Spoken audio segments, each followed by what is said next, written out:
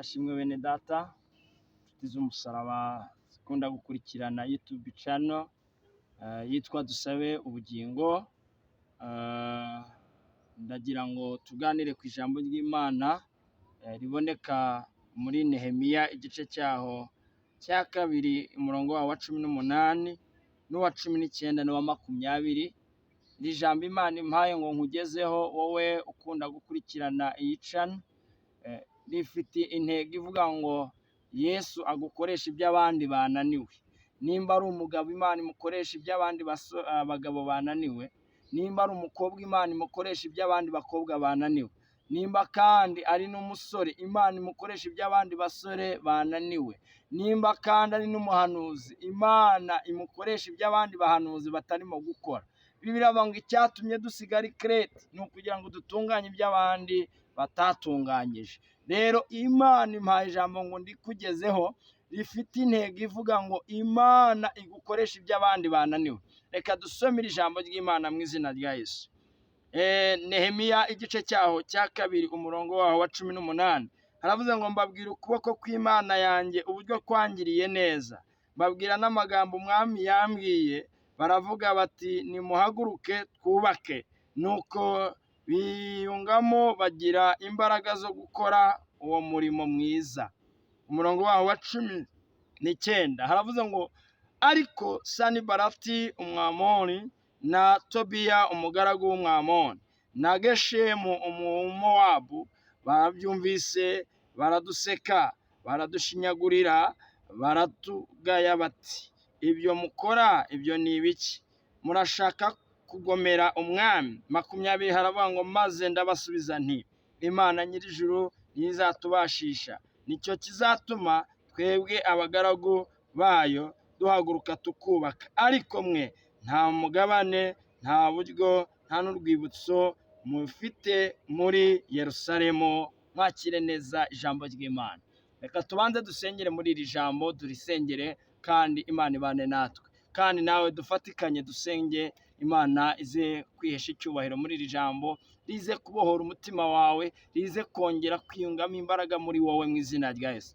Mana mu izina rya Yesu Kristo w'i Nazareti, ndasenze aka kamwanya, reka ugaragare muri aya masaha kubwira ijambo tugiye kuganira n'abana bawe baduteze amatwi ndetse bakunda kudukurikirana, ari ababyeyi, ari abagabo, ari abasore, ari abakobwa, ndetse ari n'abashumba, ndetse ari n'abahanuzi, ingeri zose mwami Imana zikurikirana ijambo ry'Imana kuri YouTube Dusabe Ubugingo. Reka ubahe umugisha kandi iri jambo bakiryumva biyumvemo izindi mbaraga zo gukoreshwa ibyo abandi bananiwe, aho abandi bacitse intege, aho abandi basubiye inyuma, kubwira ijambo ryongere ribasubize ku rufatiro mu izina rya Yesu. Amen. Imana rero yo mu ijuru ibahe umugisha. Iri jambo rivuzwe gute? Iri jambo rivuzwe ku mugabo witwa Nehemiya. Nehemiya ajya kubaka inkike z'i Yerusalemu. Hari abandi byari byarananiye, ariko kuko yagize ishyaka, Imana ishyigikiye ishyaka rye. Ishyaka yari agize ni ryo kubaka umurimo w'Imana. Agezeyo ahura n'ibigusha. Muri uru rugendo rw'Imana, muri uru rugendo rwa buri munsi, abantu basenga bahuramo n'ibicanege, bahuramo n'ibibagusha. Ariko ndakuzana ijambo rivuga ngo Yesu agiye kukongerera imbaraga zo gukora ibyo abandi bananiwe. Imana ishimwe cyane. Bibiliya bivuze neza ngo umwami abaza Nehemiya, aravuga ngo niki gitumye ubura amahoro? Nehemiya kubw'ishyaka afite muri we ryo kubaha Imana, aravuga ngo umwami nyagasani, ntacyo nabuze mu bwami bwawe, ariko nubwo nicaye mbabajwe n'agahinda cyangwa n'umubabaro, kuko inkike z'i Yerusalemu iwacu zahiye, amatongo akaba ameze nabi. Umwami aravuga ngo nibyo wumva bikubabaje? Aravuga ngo nibyo rwose. Arangije aravuga ngo niki wumva ushaka kugira ngo wishime? Aravuga ngo nuko wampa urwandiko, kandi si urwandiko, ukampa uruhushya runyemera kujya kubaka inkike z'i Yerusalemu. Umwami aravuga ngo nta na kimwe nakwima mwana w'Imana. Bibiliya bitubwira ngo Nehemiya ajya kubaka inkike, umwami yamuhaye uruhushya. Aramubwira ngo kandi si uruhushya, nguhaye n'ibikoresho. Imana uyu munsi wowe unteze amatwi iguha ibikoresho byatuma ukorera Imana utiganda, ibiguca intege bihari, ariko hari urwandiko n'uruhushya ruguhesha kubaka umurimo w'Imana cyangwa ubwami bw'Imana. Imana ishimwe cyane. Nehemiya ngo ageze i Yerusalemu ahura n'abagabo, ahura uwa mbere, ahura na Sanibalati, ahura na Tobiya, ahura na Geshemu. Aba nta kindi bari baje kumuca intege ngo bamwereke ko ibyo arimo ari ubusa, ariko ngo Nehemiya arushaho kubaka. Imana ishimwe cyane. Nanjye nkuzaniye ijambo rivuga ngo Imana igukoresha ibyo abandi bananiwe. Muri ino minsi bamwe barimo kwiyobagiza, muri ino minsi bamwe barimo kubivangavanga, ariko wowe mwana w'Imana unteze amatwi, wowe wumvira ijambo Imana ikuntumyeho, kora ibyo abandi bananiwe. Ba mu mwanya wo gusenga, ba mu mwanya wo gutindana n'Imana. Imana nayo igushoboze iby'abandi. Mu gihe bamwe bari mu bidafite umumaro, mu gihe bamwe barimo gusenya ubwami bw'Imana, mu gihe bamwe barimo guhangana mu by'Imana, wowe usenge, wegera Imana iguheshe inzira yo kubasha gukora ibyo abandi bananiwe. Imana ishimwe cyane. Hari abantu muri ino minsi barimo kubivangavanga, bakavuga ko Imana itari, ndetse kandi bakavuga n'abantu b'Imana. Ibyo ntabwo ari byo Yesu yaduhamagare. Yesu yaduhamagare kubwiriza abantu ubutumwa bwiza, yaduhamagare kugira ngo tubwire abantu imbohore zikizwe, zive mu byo barimo. Abanyabyaha bave mu byaha, abasambanyi bave mu busambanyi, abasinzi bave mu businzi, bakurikire Yesu Kristo. Yesu Kristo nawe abatabare, abazahure. Wowe unteze amatwi, Imana irashaka ko ujya kuri tera ukabwira abarokore bakongera bagasubizwamo imbaraga. Irashaka ko ujya kuri tera ukabwira abasambanyi bakava mu busambanyi. Irashaka ko ujya kuri tera ukabwira abajura bakava mu bujura. Irashaka ko ujya kuri tera ukabwira abiyobagiza bakora ibyaha birengagiza, bakiyobagiza bakora batazi ko Imana ibareba, ukababwira ngo nimukizwe neza. Nehemiya nawe ajya kubaka, yagiye kubaka yiteguye guhura n'ibimuca intege, ariko muri ino minsi abantu hari ibintu bibaca intege, amayutubi menshi arimo gucaho ibibaca intege. Ntabwo ibyo ari byo byagakwiye kubaca intege, ahubwo mwagatindanye n'Imana ikagukoresha.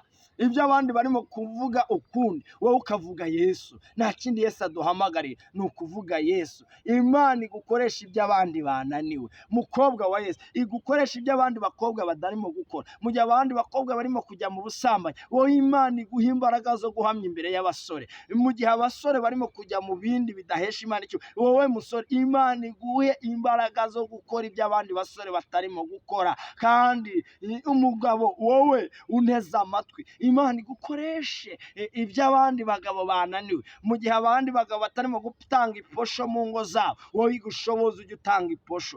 Mama, wowe mu gihe abandi bagore barimo guca abagabo babo inyuma, wowe Imana iguha imbaraga zo kuguma mu rugo rwawe, kandi iguhemo n'umutima wo kugandukira urugo rwawe. Imana ishimwe cyane. Reka mbabwire, umuntu wakoreshejwe iby'Imana ishaka, ukaba mu nzira Imana igushaka, nawe aho uyikeneye urayibona. Si ngombwa ngo baguhanurire, si ngombwa ngo bakubwirize, ahubwo wowe ba mu nzira Imana ishaka, ukizwe neza, igukoreshe ibyo abandi bagore bananiwe, ibyo abandi bagabo bananiwe. Yesu aze kuremera inzira y'ibifatika. Nehemiya arangije kubaka, yubatse abavuga bavuga, yubatse abamurwanya barwana, yubatse abamupinga bapinga. Imana igukoresha imbere y'abanzi, Imana igukoresha imbere y'abakurwanya, Imana igukoresha imbere y'abatavuga uko utari. Imana igukoreshe, bavugeho urusheho gusenga, bavugeho urusheho kubana n'Imana, bavugeho urusheho kugendana n'Imana. Nigukoresha ibyo abandi bananiwe, isi yose iraza kumenya ko wahuye n'Imana.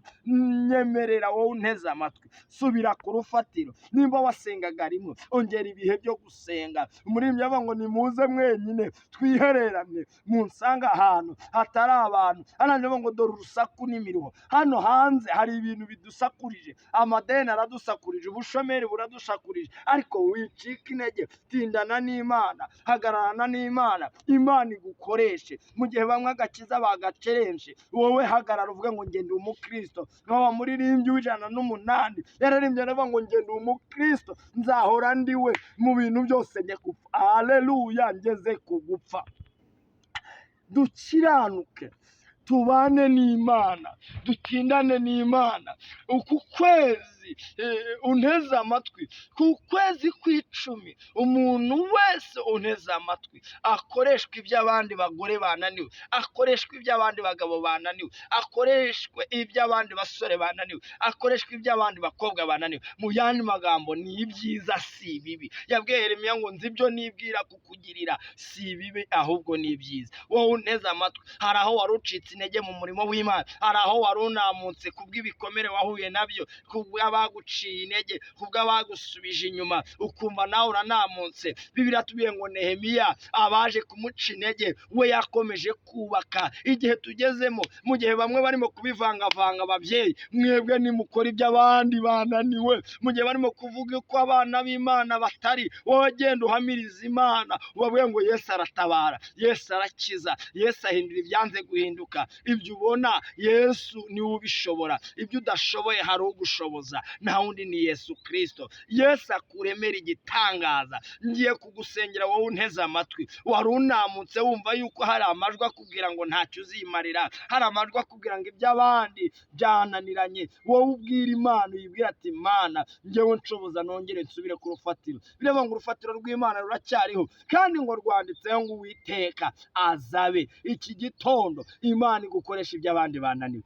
Mama, Imana yongere kugaruka. Wari ucitse intege, papa, hari ibintu byari bitumye ujagarara, wumva ubuzima amahoro, wumva usubiye inyuma mu murimo w'Imana. Mukobwa, hari ibyari bigushubije inyuma kubw'amajwi urimo kumva, ariko va ku majwi uhagarare ku ijwi Imana yavuganye nawe. Hari ijwi hakaba n'amajwi. Amajwi naguca intege, amajwi nagusubiza inyuma, amajwi nakubwira ngo ntacyo uzakora. Aba batobiye baraje baravuga ngo mwebwe murimo kubaka ibyo runaka byamunaniye, niwe uzabishobora. Ibyo babona ko ba runaka bananiwe, wowe Imana nibyo igiye kugushoboza ubikora mu izina rya Yesu. Manura ubuzima bwawe, iby'abandi bananiwe wowe ugiye kubikora. Nawe wongere uhamye Imana, wongere uvuga ngo Yesu w'i Nazareti niwe ukoze ibi ngibi. Muri Yohana 9:9 haravuga ngo bamwe ati niwe cyangwa siwe, abandi ati niwe, arangira ngo icyakora njyewe ni Imana yangiriye neza. Reka nkubwire, tangira uhamiriza Imana itabara, tangira uhamiriza Imana ihindura ibyanze guhinduka, tangira uhamiriza Imana yumva gusenga. Kandi reka nkubwire, Imana iguhe guhamya aho abandi bagore badahamya, aho abandi bapapa badahamya, abakobwa badahamya. Imana iguhe guhamya, kandi wakire Kristo nk'umwami n'umukiza, kuko ari we ukugirira neza. Ndagushimiye Yesu ko hari abana bugiye gusubiza ku rufatiro. Ndagushimiye Yesu ko hari abankurikiranye aya masaha bakoresha iby'abandi bapagani barimo gukora. Mwami Imana, wubaha itandukaniro, babe bakizwa mu izina rya Yesu Kristo. Abarimo kugenda babeshya, ababahe guhamya, bavugisha ukuri kw'ijambo ry'Imana, bakora iby'abandi bananiwe, batindane nawe mu bwami bwawe, uzubahembe kandi ubahembere icyo bakoze. Kandi si ibyo gusa, uduha imbaraga, baha imbaraga zo gukora ibyo abandi bananiwe. Aho abandi barimo kugabanya ibihe byo gusenga, aba bana babe mu mbaraga zo gusenga mu bihe byabo byiza, bogeze imbaraga zawe, bakomeze batindane nawe. Ndabigushimiye Yesu ko umuntu wese ugiye kumukoresha iby'abandi bananiwe, iby'abandi bananiwe mu gusenga, iby'abandi bananiwe mu gufasha imfubyi, iby'abandi bananiwe mu gufasha abakene, iby'abandi bananiwe mwami mu kuganiriza abantu ijambo ry'Imana, bo bashoboze babashe kumva kuganiriza abantu b'Imana ijambo ry'Imana. Nanjye byatuye nizeye ko ugiye kubikora mu izina rya Yesu. Amen.